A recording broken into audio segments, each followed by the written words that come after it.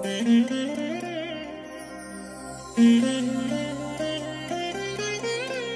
దినం పరము నుండి దిగివచ్చు మాట, ఇది నీ జీవితానికి వెలుగుల బాట, నీ ఒడిలో ఉంచబడిన దీవెనల మూట, అద్భుతాల ఆనంద ఊట. ఏప్రిల్ 26 సంవత్సరమంతా మీరు బైబిల్ చదివి ముగించడానికి ఈరోజు మీరు చదవలసిన లేఖన భాగము ఉదయం 2వ సమూయేలు గ్రంథం 23, 24 అధ్యాయములు, సాయంత్రం లూకా సువార్త 19వ అధ్యాయము 1 నుండి 27 వరకు. ప్రభునందు నాకు అత్యంత ప్రియమైన దేవుని బిడ్డలారా, ఈ ఉదయకాల సమయంలో మీ అందరికీ వందనాలు తెలియచేస్తున్నాను. పరలోకం నుండి దేవుని యొక్క అద్భుతమైన కృప ఈరోజు మిమ్మల్ని ఆవరించునుగాక. ఏ విషయంలో మీరు ఓడిపోయారో, ఏ విషయంలో దుఃఖంతో ఉన్నారో, ఏ విషయంలో మీరు బాధపడుతున్నారో, ఏ విషయంలో మీ హృదయానికి గాయమైందో, దేవుడు సమస్త విషయములలో మిమ్మల్ని ఆదరించి బలపరచబోతున్నారు.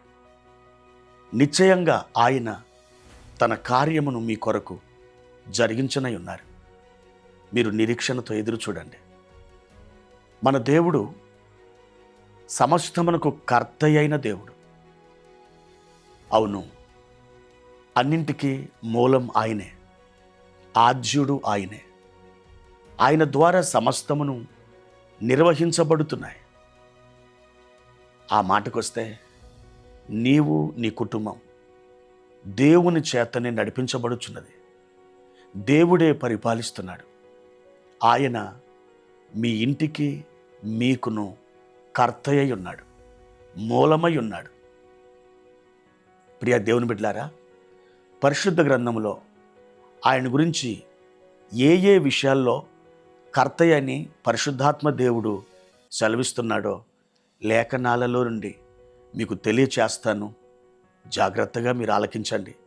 ప్రభు మిమ్మల్ని బలపరచునుగాక.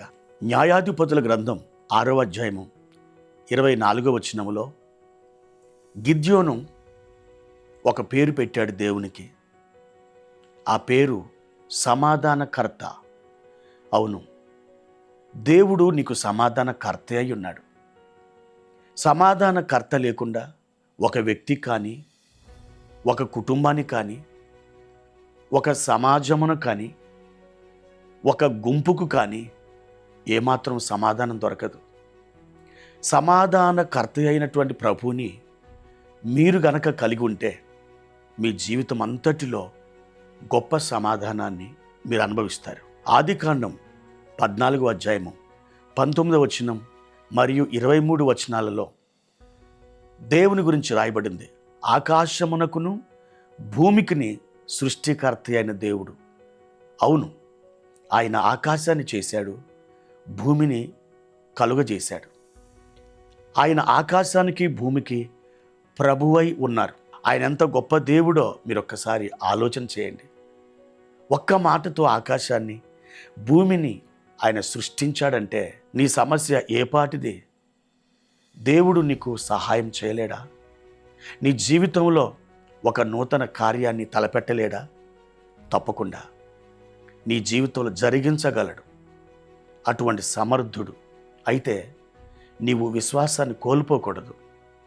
నిరీక్షణ ఏమాత్రం కూడా సడలిపోనియవద్దు. నువ్వు దేవుని తట్టు తిరిగి నువ్వు ప్రార్థన చెయ్యి. దేవుడు గొప్ప కార్యాలు జరిగిస్తాడు. కీర్తన 16:7లో ఆయన ఆలోచనకర్తగా చెప్పబడుచున్నాడు. నీ జీవితంలో అనేకమైన చిక్కులు, నీ జీవితంలో అనేకమైన ఇరుకులు, సందేహాస్పదమైనటువంటి పరిస్థితులు నువ్వు ఎదుర్కొంటున్నప్పుడు దేవుడు నీ వద్దకొచ్చి నీకు ఆలోచన చెబుతాడు. ఆయన నీకు ఆలోచన కర్తయ్య ఉన్నాడు. ప్రియ దేవుని బిడ్డ, ప్రతి విషయంలో ఆయన మీద ఆధారపడి ఒక ఆలోచన అడుగు. దేవుడు నీకు ఆలోచన చెబుతాడు. హోషేయ గ్రంథం 13వ అధ్యాయము 9వ వచనములో మన దేవుడు సహాయకర్తగా పిలువబడుతున్నాడు. ప్రియ దేవుని బిడ్డలారా, నువ్వు నమ్మిన దేవుడు నీకు సహాయం చేయడానికి వేచి ఉన్నాడు. ఒక్కసారి ఆయన తట్టు తిరుగు, 2 చేతులు పైకెత్తు, ఆకాశం వైపు కనులెత్తు. నీకు సహాయం అక్కడి నుండి వస్తుంది. ఎందుకంటే నీకు ఆయన సహాయకర్తయ్య ఉన్నాడు. యోహాను సువార్త 14వ అధ్యాయం 26వ వచనములో మన దేవుడు ఆదరణకర్తగా పిలువబడుచున్నాడు. అవును, దుఃఖములో, వేదనలో, కన్నీటితో, బాధ, పరితప్త హృదయముతో నువ్వు ఉన్నావు కదూ. ఒక్కసారి ఆయన వైపు చూడు. ఆదరణకర్త నీ వద్దకు వస్తాడు. నిన్ను ఆయన ఆదరిస్తాడు. తన ఆదరణనే నీకు ఇస్తాడు. ఏ ఆదరణ నీకు ఇస్తాడో అదే ఆదరణతో నువ్వు ఉన్నటువంటి సమస్యలలో ఉన్నటువంటి వారికి నీవు ఆదరణ కలుగజేస్తావు. ఎందుకని? ఆదరణకర్త నిన్ను ఆదరించాడు గనక. అదే ఆదరణ లోకానికి నీ ద్వారా అవసరమైనది. కాబట్టి అన్ని విషయములలో ఆయన తట్టు చూడు. నీకు ఆయన సహాయం చేస్తాడు, నిన్ను ఆదరిస్తాడు.